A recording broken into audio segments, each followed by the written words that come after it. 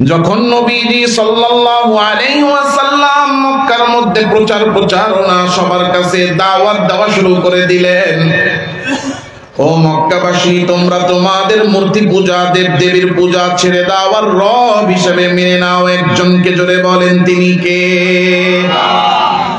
আমি আল্লাহ তাআলার পক্ষ থেকে নবী আমার আল্লাহ আমার কাছে ওহী প্রেরণ করে, যে ওহী আমি তোমাদেরকে শোনাই এটা আল্লাহর কালাম কোরআন, তোমরা মেনে নাও। কাফের মুশরিকরা যদিও বুঝতো যে মুহাম্মদ সত্যবাদী, কিন্তু যাচাই করার মতো তো তাদের কাছে কোনো ইলম ছিল না। তারা বৈশে সব পরামর্শ শুরু করে দিল, কি করা যায়, কেমনে মুহাম্মদ সত্য না মিথ্যাবাদী পরীক্ষা করা যায়। তখন তাদের মধ্যে পরামর্শ হলো, মুহাম্মদ তো বলে তার কাছে আসমানের ইলম আসে, তাহলে মুহাম্মদের ইলমটা আসমানি ইলম কিনা এটা পরীক্ষা করতে পারবে তারা আসমানি ইলম সম্পর্কে জানে যারা। আর আসমানি ইলম তখন ছিল শুধুমাত্র পৃথিবীর মধ্যে ইহুদিদের কাছে, আর ইহুদিরা বসবাস করত তখন মদিনার মধ্যে।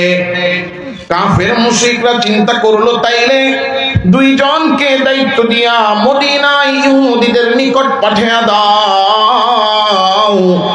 দুইজনকে তাড়াতাড়ি দায়িত্ব দিয়া মদিনার মধ্যে ইহুদিদের কাছে পাঠিয়ে দেওয়া হলো।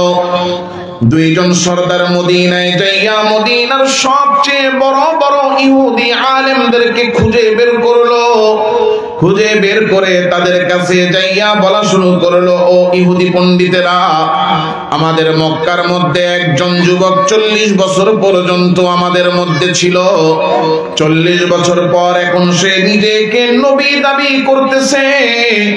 আমরা তো যাচাই বাছাই করতে পারি না মুহাম্মদ সত্য নবী না মিথ্যা নবী।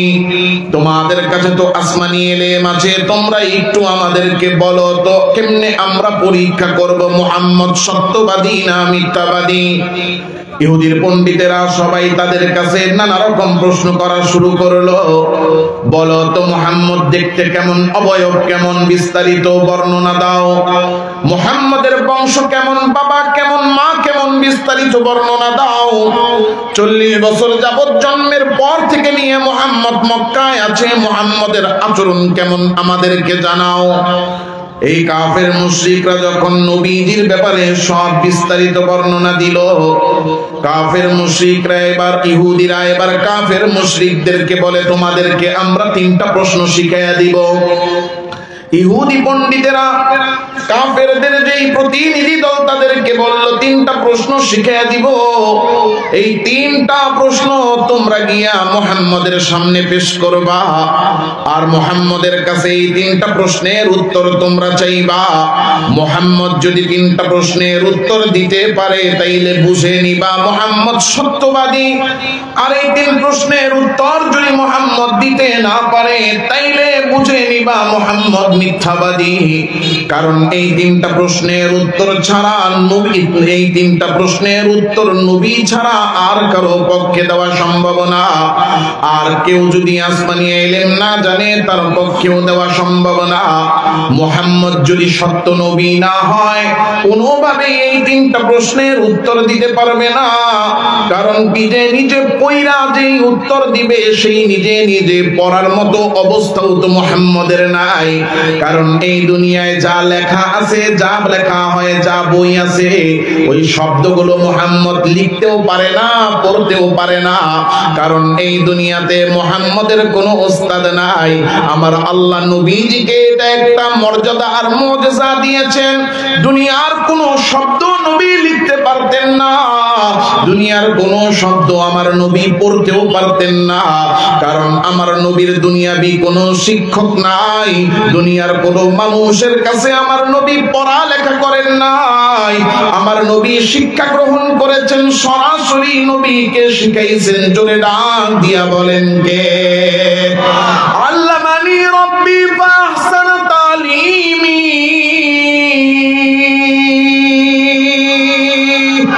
আমার নবী ডাক দিয়ে বলেন, আমার দুনিয়ার কোনো ওস্তাদ নাই, আমারে শিখাইছেন সরাসরি আমার মালিক যিনি, আমার ওস্তাদ তিনি, আমার রব তিনি। জোরে বলেন কে? ইহুদিরা বলতে লাগলো মুহাম্মদের যেহেতু কোনো ওস্তাদ নাই, সরাসরি যদি আসমান থেকে ওহী না আসে এই তিনটা প্রশ্নের উত্তর সে দিতে পারবে না, কারণ দুনিয়ার বই পড়া এই উত্তর বের করবে এই যোগ্যতা তো মুহাম্মদের নাই। উত্তর দিতে হলে সরাসরি ওহী আসা লাগবে, নাইলে এই তিন প্রশ্নের উত্তর মুহাম্মদের পক্ষে দেওয়া সম্ভব না। কাফের মুশরিকরা বড় আনন্দিত হয়ে গেছে, কারণ তারা জানে মুহাম্মদ করতে পারে না, এর মানে মুহাম্মদ এই প্রশ্নের উত্তর জানবে না। কাফের মুশরিকরা ঈসা বড় আনন্দের সাথে, বড় আনন্দ নিয়া সব একত্রিত হইয়া নবীজি সাল্লাল্লাহু আলাইহি ওয়াসাল্লামের কাছে হাজির। ও মুহাম্মদ আজিবনা আনতালা,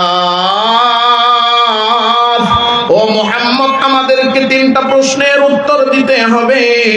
আমরা তোমাকে তিনটা প্রশ্নের প্রশ্ন করব, উত্তর যদি দিতে পারো তাইলে বুঝে নিব তুমি সত্যবাদী, আর আমাদের প্রশ্নগুলোর উত্তর যদি দিতে না পারো তাইলে বুঝে নিব তুমি মিথ্যাবাদী। নবীজি ডাক দিয়া বলেন সালুনি, কি প্রশ্ন করতে চাও? প্রশ্নগুলো করে ফেলো আর আমার কাছে উত্তর নাও। এক নম্বরে তারা বলতে লাগলো আখবিরনা আনিল ফিতিয়ান আল্লাযীনা খারাজু মিন দিয়ারিহিম ওয়া কানা লাহুম শা'নুন আযীম।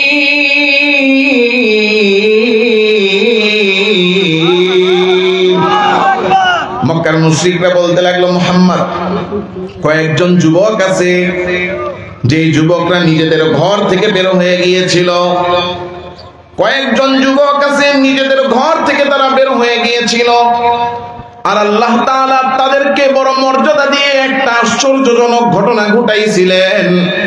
ওই যুবকদের ঘটনা কি? ওই ঘটনাটা আমাদেরকে তুমি জানাও। এক নাম্বার প্রশ্ন হলো ওই আশ্চর্যজনক ঘটনাওয়ালা যুবকদের ঘটনা আমাদেরকে জানাও। নবীজি সাল্লাল্লাহু আলাইহি ওয়াসাল্লাম বললেন দুই নাম্বার প্রশ্ন কি সেটা আমাদের কাছে বলো। এবার মুশরিকরা বলতে লাগলো আখবিরনা আন রাজুলিন সাফারা মিনাল মাশরিকি ইলাল মাগরিব, ওই ব্যক্তির ব্যাপারে আমাদেরকে বলো যিনি পূর্ব থেকে পশ্চিম সারা পৃথিবী সফর করেছেন। মা হুয়া নাবাউহু, তার সাথেও আশ্চর্যজনক ঘটনা হয়েছে, ওই ঘটনাটা কি তা আমাদেরকে জানাও। নবীজি বলেন ঠিক আছে, দুই নাম্বার প্রশ্ন পাইলাম, এবার বলো তোমার তিন নাম্বার প্রশ্ন কি? এবার মুশরিকরা বলতে লাগলো আখবিরনা মা হুয়ার রূহ, তিন নাম্বার প্রশ্ন হলো আমাদেরকে জানাও রূহ জিনিসটা কি। প্রশ্ন কয়টা? এক নাম্বার যুবকদের ব্যাপারে বলো কি ঘটনা, দুই নাম্বার পশ্চিম থেকে পূর্ব সারা পৃথিবী সফর করছে ওই ব্যক্তির কি ঘটনা, তিন নাম্বার রূহ কি। তিন নাম্বার কি? রূহ কি। নবীজি সাল্লাল্লাহু আলাইহি ওয়াসাল্লাম বলেন উজিবুকুম গাদা, তোমাদের প্রশ্নের উত্তর দিব আগামী কালকে। আগামীকালকে তোমাদের প্রশ্নের উত্তর। এই নবীজি যে কথাটা বলছেন এই কথার মধ্যে একটা শব্দ শুধু বাদ পড়ে গেছে, একটা শব্দ বাদ পড়ে গেছে, সেটা কি বলেন? ইনশাআল্লাহ। এই শব্দটা আল্লাহর রাসূলের মুখ থেকে বের হয় নাই। আল্লাহ তাআলা রব্বুল আলামিন এই একটা শব্দের কারণে ওহী পাঠানো বন্ধ করে দিয়েছেন। নবীজি বলছেন আগামী কালকে জবাব দিব। নবী বলছেন কবে জবাব দিব? আগামী কালকে জবাব দিব। নবী কি নিজের থেকে জবাব দিবেন না ওহীর মাধ্যমে? এরপরে ওহী আসবে পরে জবাব দিবেন। নিজের থেকে দিবেন না ওহী আসলে? এখন নবীজি সাল্লাল্লাহু আলাইহি ওয়াসাল্লামের উপর ওহী আসা বন্ধ হয়ে গেছে। এই যে আল্লাহ ওহী বন্ধ করলেন, নবীজি সাল্লাল্লাহু আলাইহি ওয়াসাল্লাম ভুল করেছেন এই জন্য ওহী বন্ধ করছেন। কথা কয় না? হ্যাঁ না না? সন্দেহ আছে? নবীজির ভুল হইতে পারে?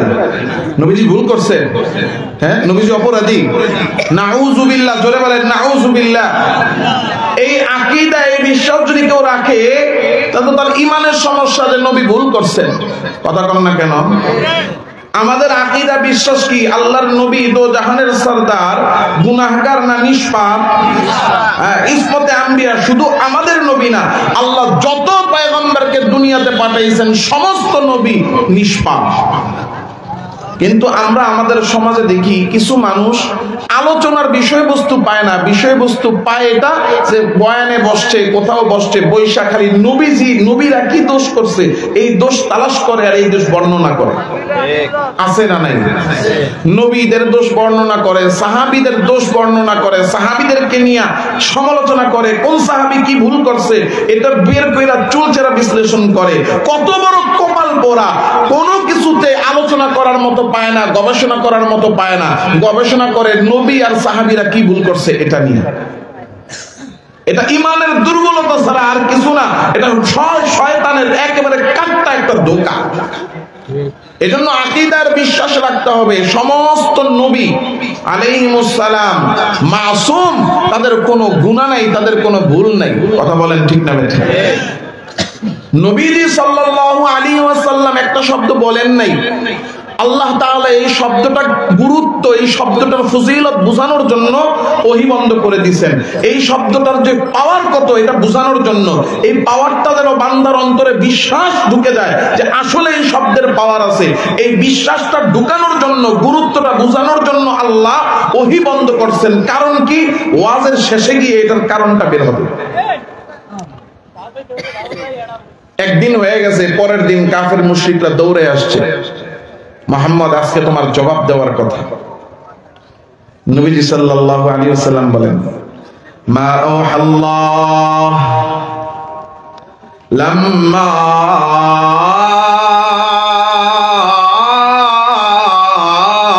আল্লাহ, এখনো তো আল্লাহ আমার কাছে ওহী পাঠান নাই। বলে ঠিক আছে, আগামীকালকে আসবো, এর মধ্যেই তোমার রবরে বলো ওহী পাঠানোর জন্য। পরের দিন আয়েশা আবার বলে আজিব না, ও মুহাম্মদ জবাব দাও। বলে লাম্মা ও আল্লাহ, এখনো আমার আল্লাহ আমার কাছে ওহী পাঠান নাই। 2 দিন হয়ে গেছে, কবে পাঠাবে? আগামীকালকে আসবো। ঠিক আছে, যাওয়ার একদিন সময় দিলাম। আবার আসছে পরের দিন, বলে ও মুহাম্মদ আজিব না, জবাব দাও। বলে লাম্মা ও আল্লাহ, এখনো আল্লাহ ওহী পাঠান নাই। এবার শুরু হয়ে গেছে তিরস্কার। 2 দিন, 3 দিন, 5 দিন, একটা একটা করে দিন যায়। আর কাফের মুশরিকরা আয়েশা বলে, মুহাম্মদ তোমার আগামীকাল কবে হবে? তোমার যে আগামীকাল জবাব দেওয়ার কথা ছিল, ওই আগামীকাল কবে হবে? 1 দিন 2 দিন করে 15 দিন পর্যন্ত কোনো ওহী আসে না। 15 দিন পরে আমার আল্লাহ তাআলা রব্বুল আলামিন মুশরিকদের এই প্রশ্নগুলোর জবাব হিসেবে কোরআনে কারীমের 18 নম্বর সূরা 15 নম্বর পারায় নাযিল করে দিলেন আমার আল্লাহ সূরাতুল কাহফ। আল্লাহ নাযিল করে 3 প্রশ্নের উত্তর দিলেন, আর মাঝখানে একটা শিক্ষাও আল্লাহ দিয়া দিলেন সারা পৃথিবীর মানুষের জন্য। ওয়ালা তাকুলান্না লিশাইইন ইন্নী ফাইলুন যালিকা গাদা ইল্লা আইয়াশা আল্লাহ।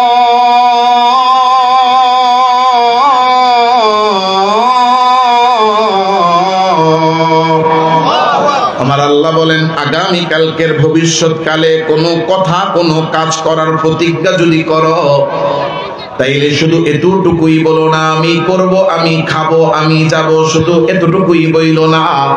কোন কাজের প্রতিজ্ঞা যখন করবা, করার সাথে সাথে একটা শব্দ বাড়ায়া বলবা, জোরে বলেন সেটা কি? ইনশাআল্লাহ অর্থ হলো যদি আল্লাহ চান। আমি চাইলে হবে না, আল্লাহ চাইতে হবে। কথা কয় না? আমি চাইলে হবে না, আল্লাহ চাইতে হবে। এই জন্য বলবো আমি খাবো যদি চান কে, আমি করব যদি চান কে, আমি যাব যদি চান কে, আমি আসবো যদি চান কে। এই জন্য ভবিষ্যতে করব এমন প্রতিটা কথার সাথে একটা শব্দ বাড়ায়া বলতে হবে। বলেন শব্দটা কি? বলবেন তো? কর না ইনশাআল্লাহ। এটা বলতে হইলেও আল্লাহর ইচ্ছা দরকার আছে না? এই শিক্ষাটা আল্লাহ দিয়ে এবার আল্লাহ তাআলা রব্বুল আলামিন জবাব দেওয়া শুরু করলেন। 1 নাম্বার প্রশ্ন, أم حسبت أن أصحاب الكهف والرقيم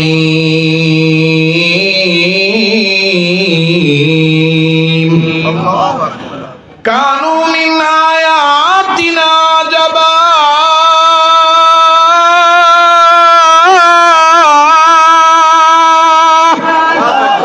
আমার আল্লাহ ডাক দিয়ে বলেন তারা যে যুবকদের কথা আপনার কাছে জানতে চেয়েছে এই যুবকরা হলো আসহাবে কাহাফের যুবক, গুহার মধ্যে থাকা যুবক যারা 7 জন ছিল।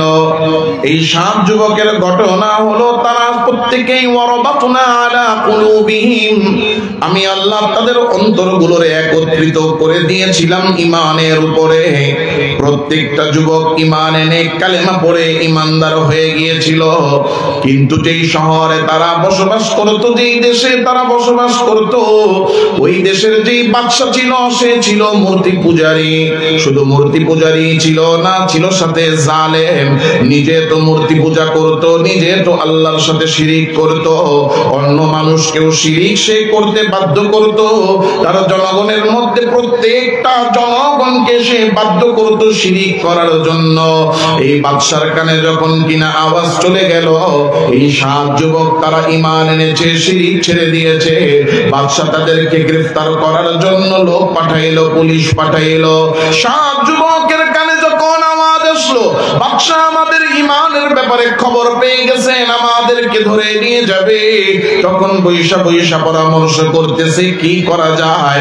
তখন তারা সিদ্ধান্ত নিল যদি আমরা বাদশার কাছে ধরা খাই তাইলে হয়তো বা আমাদেরকে গ্রেফতার করে নিয়ে এমন জুলুম আর নির্যাতন করতে পারে, হয়তো বা নির্যাতন সহ্য না করতে পেরে আমরা ঈমানও ছাড়তে পারি। কিন্তু যাই হোক না কেন ঈমান ছাড়া যাবে না। ঈমান বাঁচানোর জন্য যা করা লাগে আমরা তাই করব, লাগলে দেশ ছাড়বো, পরিবার ছাড়বো, সম্পদ ছাড়বো। ঈমানের জন্য তারা সিদ্ধান্ত নিয়ে নিল পরিবার পরিজন, বাড়ি গাড়ি, সম্পদ সব ছাড়ার, এমনকি নিজের মাতৃভূমি ছাড়ার। 7 যুবক ঈমান বাঁচানোর জন্য, বাদশার জুলুম আর নির্যাতন থেকে বাঁচার জন্য, এই বাদশার হাত থেকে বেঁচে ঈমান টিকানোর জন্য নিজেদের বাড়ি ঘর থেকে তারা বের হয়ে গেল। নিজেদের দেশ থেকে যখন কিনা নিরুদ্দেশ হওয়ার জন্য রওনা হলো, এই বাদশা জালেম তার সেনাবাহিনী খবর পাইয়া তাদেরকে পিছন থেকে ধাওয়া করলো। রাস্তার একটা মাথায় যাইয়া তারা চিন্তা করলো একটা জায়গায় একটু লুকায়া যায়। লুকানোর জন্য তারা একটা গুহার মধ্যে প্রবেশ করে সেখানে ঘুমাইয়া গেল। আমার আল্লাহ তাআলা রব্বুল আলামিন ফাদরাবনা আলা আদানিম ফিল কাফি সিনিনা আদাদা,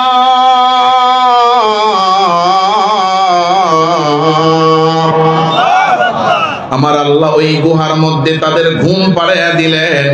এমন ঘুম তারা ঘুমাইলো যে এক ঘুমে 300 বছর পার হয়ে গেল। আল্লাহ বলেন যে যুবকদের আশ্চর্যজনক ঘটনা তারা শুনতে চেয়েছিল, এই যুবকরা হলো আসহাবে কাহাফের যুবক। এরা ঈমান বাঁচানোর জন্য দেশ থেকে পালায়া গুহায় লুকাইছিল, আর আমি আল্লাহ ঘুম পাড়াইয়া 300 বছর এক ঘুম পার করাইয়া দিছি। এই যুবকদের আশ্চর্যজনক ঘটনা তারা শুনতে চেয়েছে, জবাব হিসেবে এই 1 নাম্বার প্রশ্নের উত্তর দিয়া দাও। এবার আমার আল্লাহ বলেন 2 নম্বরে তারা জানতে চেয়েছেন এক ব্যক্তির ব্যাপারে, যে ব্যক্তি পূর্ব থেকে পশ্চিম সারা পৃথিবী সফর করেছে। আল্লাহ এই জবাবও দিচ্ছেন, ওয়ায়াসআলুনাকা আন যিল কারনাইন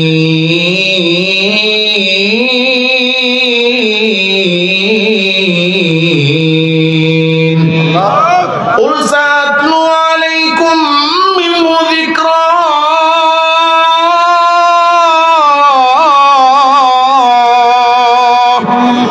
আমার আল্লাহ ডাক দিয়ে বলেন তারা 2 নম্বরে আপনার কাছে প্রশ্ন করেছে যুলকারনাইনের ব্যাপারে।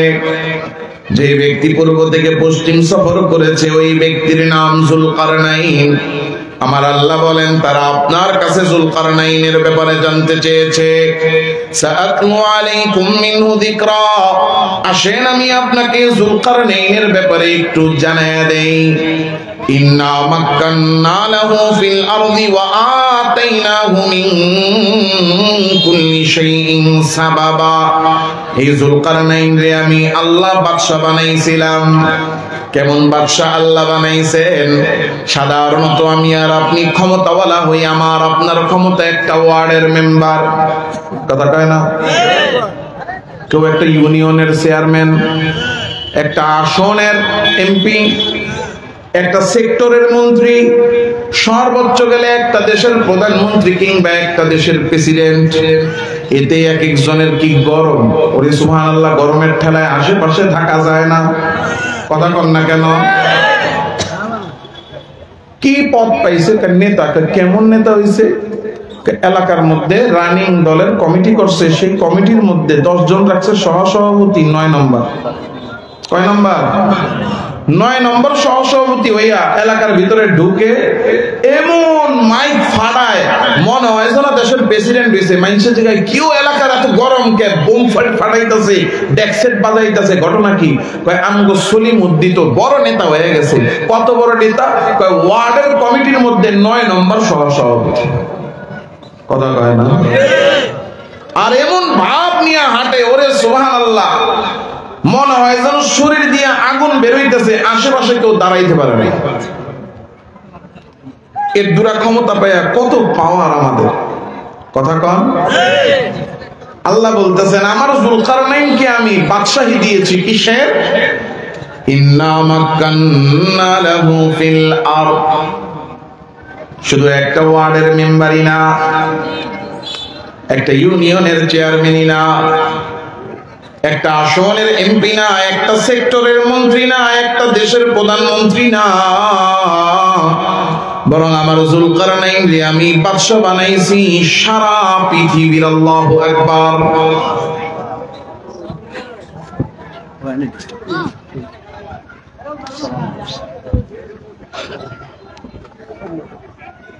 বাদশা বানাইছে কিসের? আপনাদের কাজ আপনাদের করতে হবে। মন দিয়ে যদি আপনারা কথা না শুনেন, ডাইনে পায়ে তাকালে তো আপনারা ফেল করলেন। দুনিয়ায় কত কিছু ঘটবে, ওইদিকে মন দিলে তো হইল না। বাদশা বানাইছেন কিসের? সারা পৃথিবীর। সারা পৃথিবীর। পৃথিবীর ইতিহাসে আল্লাহ সারা পৃথিবীর বাদশাহী দিয়েছেন 4 জনকে। কয়জনকে? সারা পৃথিবীর বাদশাহী দিয়েছেন 4 জনকে। এর মধ্যে 2টা ছিল অমুসলিম, 2 জন মুসলিম। এখন আল্লাহ অমুসলিম গুলারে কেন ক্ষমতা দিলেন, সারা পৃথিবীর বাদশাহী দিলেন? আল্লাহ অমুসলিম 2টারে সারা পৃথিবীর বাদশাহী দিয়া পৃথিবীর মানুষকে শিখাইছেন, দেখ দুনিয়ার ক্ষমতা পাইলেই সফলতা নয়। সফলতা ইমানের মধ্যে, ইসলামের মধ্যে, হুকুম মানার মধ্যে। কার? কারণ দুনিয়ার ক্ষমতা পাইলেই যদি সফলতা হয়, তাহলে সারা পৃথিবীর বাদশা হওয়ার পরও নমরুদ কপাল পরা একটা ল্যাংড়া মশার কারণে জুতার বাড়ি খায়া খায়া কবরে গেছে। তাহলে সফলতা, সুখ, শান্তি ক্ষমতার মধ্যে? কথা কয় না? না আল্লাহর হুকুমের মধ্যে? তো আল্লাহ 4 জনকে সারা পৃথিবীর বাদশাহী দিয়েছেন। এর মধ্যে মুসলিম 2 জন, যার মধ্যে একজন হলো বাদশা যুলকারনাইন। এবার আল্লাহ পরিচয় দিয়ে বলতেছেন যে তার ঘটনাটা এবার শোনো। হাত্তা ইদা বালাগা মাগরিবাশ শামসি, সর্বপ্রথম সে পশ্চিম দিকে চলে গেল। পশ্চিমে নানা রকম ঘটনা ঘটার পরে সেখান থেকে সফর করে চলে গেল পূর্ব দিকে। হাত্তা ইদা বালাগা মাতলিআশ শামসি, পূর্ব দিকে যাওয়ার পরে সেখান থেকে সে পৌঁছে গেল 2টা পাহাড়ের পাদদেশে। হাত্তা ইদা বালাগা বাইনাস সাদদাইনি ওয়াজাদা মিন দুনিহিমা কওমা লা ইয়াকাদুনা ইয়াফকাহুনা কওলা। এমন 2টা পাহাড়ের নিচে তারা গেল, যে পাহাড়ের নিচে যাইয়া তারা দেখলো পাহাড়ের এই পাশে তো মানুষের বসবাস, কিন্তু পাহাড়ের পিছন দিকে অন্য একটা প্রজাতি বসবাস করে। এই সাধারণ মানুষগুলো আইসা যুলকারনাইনের কাছে বলা শুরু করলো, ইয়া যুলকারনাইন ইন্না ইয়াজুজ ওয়া মাজুজ মুফসিদুনা ফিল আরদ ফাহাল নাজালু লাকা খরাজান আলা تجعل بيننا وبينهم سدا ও বাদশা যুলকারনাইন, পাহাড়ের এই পাশে তো আমরা মানুষরা বসবাস করি, কিন্তু এই দুইটা পাহাড়ের পিছনে একটা অন্য প্রজাতি বসবাস করে, যাদের নাম হলো ইয়াজুজ মাজুজ। এই ইয়াজুজ মাজুজরা দুইটা পাহাড়ের মাঝখানের রাস্তা দিয়া প্রায় সময় জনপদে ঢুকে পড়ে। জনপদে ঢুইকা আমাদের জীবনটারে ধ্বংস করে দেয়, আমাদের ক্ষেত খামারের ফসল ধ্বংস করে, আমাদের গবাদি পশুগুলা ধ্বংস করে, আমাদের ঘর বাড়ি ক্ষতি করে, আমাদের জীবনকে বিপর্যস্ত করে ফেলে। ও বাদশা যুলকারনাইন, টাকা লাগলে টাকা দিব, যা চাইবেন সামর্থ্য অনুযায়ী তা দিব। আপনার কাছে একটাই চাওয়া, আপনি যদি পারেন এই দুইটা পাহাড়ের মাঝখানে একটা দেয়াল দিয়া এই মাঝখানের রাস্তাটা আপনি বন্ধ করে দেন। বাদশা যুলকারনাইন বলে, আমার কাছে টাকা আছে, পয়সা আছে, আমার আল্লাহ যা দিয়েছেন তাতেই আমার চলবে, তোমাদের কাছ থেকে কোনো কিছুর দরকার নাই, তোমরা শুধু পরিশ্রম করে আমাকে সাহায্য করো। আতুনি জুবারুল হাদিদ হাত্তা ইযা সাওয়া বাইনা الصدفين قال انفخوا حتى إذا جعله نارا। তিনি বলতে লাগলেন, লোহার পাত আনো, লোহার পাত আইনা দুইটা পাহাড়ের মাঝখানের এই ফাঁকা জায়গাটা লোহার পাত দিয়া পুরা করো। লোহার পাত আইনা দুইটা পাহাড়ের মাঝখানে রাখতে রাখতে রাখতে রাখতে জমা করতে করতে পুরো এই ফাঁকা জায়গাটা পূরণ হইয়া পাহাড়ের চূড়াটা যখন বন্ধ হয়ে গেল, এবার বললেন আগুন জ্বালায়া দাও। আগুন জ্বালায়া দেওয়া হলো, উপর থেকে লাভা ছেড়ে দেওয়া হলো। এই দুইটা পাহাড়ের মাঝখানে বাদশা যুলকারনাইন একটা দেয়াল বানায়া দিলেন। ইয়াজুজ মাজুজ আর আসতে পারে না। প্রতিদিন সকাল বেলায় ইয়াজুজ মাজুজরা ওই দিক থেকে আসে, আইসা দেয়ালটারে ভাঙ্গা পৃথিবীর মধ্যে ঢুকার চেষ্টা করে। সকাল থেকে সন্ধ্যা পর্যন্ত ভাঙতে থাকে, ভাঙতে ভাঙতে ভাঙতে ভাঙতে অর্ধেকের বেশি ভেঙে ফেলে। অল্প একটু যখন বাকি, তখন তাকে দেখে সূর্যটা ডুবে গেছে। একজনে ডাক দিয়া বলে, আজকের মতো কাজ বন্ধ করো, বাকি যা আছে আগামীকালকে ভাঙ্গা, এরপরে আমরা আগামীকালকে পৃথিবীর মধ্যে ঢুকে যাব। এইভাবে বলে সন্ধ্যাবেলা ফেরত চলে যায়। সকালবেলা পরের দিন যখন বাকিটা ভেঙে ভিতরে আসার জন্য আসে, আইসা দেখে আয়রে হায়, রেখে গেছি যেমন এখন তো নাই তেমন, একেবারে নতুনের মতন হয়ে গেছে। অর্থাৎ এই দেয়ালটা আগে যেমন আনাম ছিল, পুরো রাস্তাটা বন্ধ ছিল, যা ভাঙছে ওইটা আবার জোড়া লাইগা আগের মতন পুরা হয়ে গেছে। কিয়ামত পর্যন্ত চলতে থাকবে। প্রতিদিন সকালে আইসা ভাঙ্গা শুরু করবে, সন্ধ্যা পর্যন্ত চলবে। অল্প একটু বাকি রাইখা যাবে, আবার পরের দিন দেখবে রেখে গেছি যেমন, নাই তো তেমন হয়ে গেছে আগের মতন। এইভাবে কিয়ামত পর্যন্ত চলবে। হঠাৎ একদিন আমার আল্লাহর ইচ্ছায় কেউ একজন ঘোষণা দিবে, আজকের মতো কাজ বন্ধ করো, বাকিটা আমরা আগামীকাল এসে ভাঙবো। কি কি আবার বলেন, কি আগামীকালকে ভাঙবো? যেই দিন বলবে ইনশাআল্লাহ, রাতের বেলা চলে যাবে, ঘুম দিয়া সকালে ওইটা আসবে, আইসা দেখবে রেখে গেছি যেমন, এখন আছে তেমন। কিসের শক্তি? এই যে ইনশাআল্লাহর শক্তি আছে। যে ইনশাআল্লাহ না বললে কাজ হয় না, ইনশাআল্লাহ বললে কাজ হয়ে যায়। এই প্রমাণ দেওয়ার জন্য আমার আল্লাহ হিকমত স্বরূপ এই ওহীটারে বন্ধ রেখে দিয়েছেন, যাতে মানুষের বুঝতে আর ঈমান আনতে সহজ হয় যে আল্লাহর নবীর মুখ থেকে ইনশাআল্লাহ শব্দ বের না হওয়ার কারণে ওহী যেহেতু 15 দিন বন্ধ ছিল, তাইলে 1000 বছর ইয়াজুজ মাজুজ ইনশাআল্লাহ না বলার কারণে আল্লাহ ওই দেয়ালকে অক্ষত রাখবেন। আর ইনশাআল্লাহ বলার কারণে যে আবার দেয়ালটা তেমন পাবেন, বিশ্বাস করতে যেন কারো সহজ না হয়, প্রমাণ দিয়া দিলেন কে? দুইটা প্রশ্নের উত্তর হয়ে গেছে, যুলকারনাইনের পরিচয় দিয়া দিবেন। এবার 3 নাম্বার প্রশ্ন, মা ওয়ায়াসআলুনাকা আনির রূহ। আমার আল্লাহ বলেন, ওরা জিজ্ঞাসা করে রূহ কি জিনিস। হাত দেখা যায়, পা দেখা যায়, কান কোনটা তার অস্তিত্ব জানা যায়, মাথা থেকে পা পর্যন্ত সব কিছু দেখা যায়, বোঝা যায়, চিনা যায়, জানা যায়, কিন্তু রূহ কি জিনিস তার অস্তিত্ব কেউ টের পায় না। এই রূহটা দেখা যায় না, এরপরও যতক্ষণ আছে 3.5 হাত বডি রে মানুষ বাবা ডাকে, ভাই ডাকে, কিন্তু রূহটা যখন বের হয়ে যায় 3.5 হাত বডি নেতুর হয়ে পড়ে রয়, তখন আর কেউ ভাই ডাকে না, বন্ধু ডাকে না, বাবা ডাকে না, সবাই এই 3.5 হাতের বডি ডাকে হইল লাশ। আমার আল্লাহ বলেন এই রূহ সম্পর্কে ওরা জানতে যায়, ওয়ায়াসআলুনাকা আনির রূহ, ওরা প্রশ্ন করে রূহ কি জিনিস? ও নবী আপনি বলে দেন, কুলির রূহু মিন আমরি রাব্বি, রূহ কোন জিনিস না, রূহ হলো হুকুম। জোরে বলেন কার? রূহ আল্লাহর হুকুম, আল্লাহ বলছেন হয়ে গেছে, আল্লাহ বলছেন নাই, এর বেশি মানুষকে জানানো হয়। 3 প্রশ্নের উত্তর হয়েছে কি হয় নাই? এই 3টা প্রশ্নের উত্তর যে সঠিকভাবে দিয়েছে, ইহুদিরা জানছে নাকি জানে নাই? জানার পরেও ঈমান আনে নাই। কিসের কারণে? হিংসার কারণে। বলেন কিসের কারণে? হিংসার কারণে নিজেরাও ঈমান আনে নাই। যারা ঈমান এনেছে তাদের ঈমানও তারা সহ্য করতে পারতো না।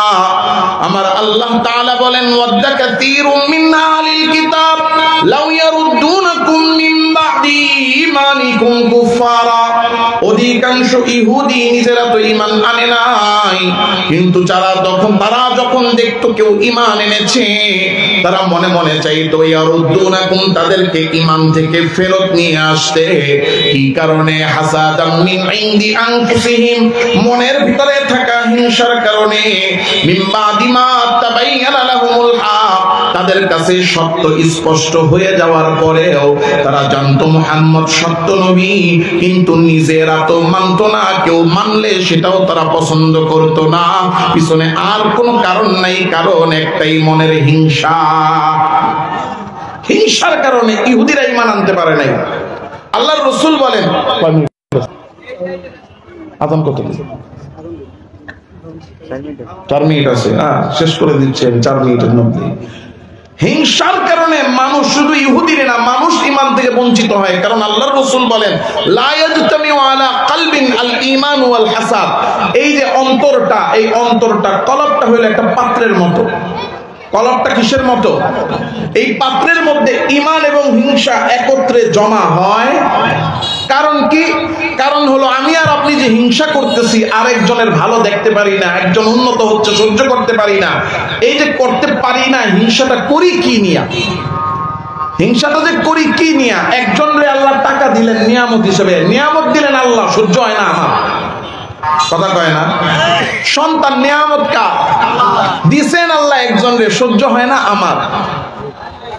জায়গা জমি, বাড়ি গাড়ি, দুনিয়ার সফলতা, কল্যাণ, উন্নতি দিছেন আল্লাহ, সহ্য হয় না আমার।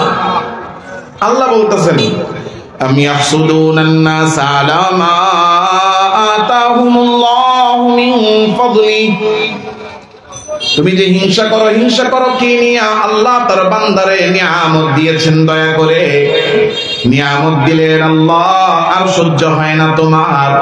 তাই কেমন যেন মনে হয় আমি আর আপনি আল্লাহর এই প্রশ্নবিদ্ধ করি, দিতেছেন আল্লাহ, পছন্দ হয় না আমার, আমি যেন আল্লাহরে বলতে চাই, ওরে দিলেন কেন? দেওয়াটা ভুল হইছে, কথা কয় না? হিংসা করতেছি মানে কেমন যেন আল্লাহর বন্টনকে আমি অপছন্দ করি, মানে বুঝানোর চেষ্টা করি, আল্লাহ আপনি ওরে দিলেন কেন? দিয়া ভুল করছেন। নাউজুবিল্লাহ বলবেন না? তো কেউ যদি আল্লাহর বন্টনে অসন্তুষ্টি প্রকাশ করে, আল্লাহর বন্টন যদি কেউ অপছন্দ করে, ঈমান থাকবে না যাবে? এইজন্য আল্লাহর রাসূল হাদিসে বলেছেন, লা ইউমিনু আহাদুকুম হাত্তা ইউহিব্বা লি আখিহি মা ইউহিব্বু লি নাফসি, নিজে যেই ভালোটা পাইলে তুমি খুশি হইতা, ওই ভালোটা অন্য পাইলে তুমি অসন্তুষ্ট হও, তাইলে তুমি ঈমানদার হও না। ঈমানদার হওয়ার জন্য যেই কল্যাণ নিজের জন্য পছন্দ করি, ওই উন্নতি, ওই কল্যাণ, ওই ভালো জিনিস অন্যের জন্য পছন্দ করতে হবে। অন্য পাইলে আমার ভাল লাগে না, নিজে পাইলে খুশি। অন্য পাইলে মনে মনে কামনা করি তারটা যেন চলে যাক। তাইলে আমার অন্তরে হিংসা আছে। যেই অন্তরে হিংসা আছে ওই অন্তরে সর্বদা আগুন জ্বলে। এই জন্য আল হাসিদু ইয়াহতারিকু বিনারি হাসাদি, আগুন যেই জায়গায় জ্বলে ওই জায়গাটা সবার আগে পুড়ে। যেই অন্তরে হিংসা আছে ওই অন্তরটা পুড়তে থাকে। এই জন্য ওই অন্তরে শান্তি সুখ আইসা ঢুকতে পারে না, ঢুকলেই হিংসার আগুনে পুড়ে শেষ। এই জন্য হিংসা এটা আমার দুনিয়াও বরবাদ, আখিরাতও বরবাদ করে। হিংসা করব না ছাড়বো? পারবো ইনশাআল্লাহ। আল্লাহ আমাদের সবাইকে হিংসা বর্জন করার তৌফিক দান করেন।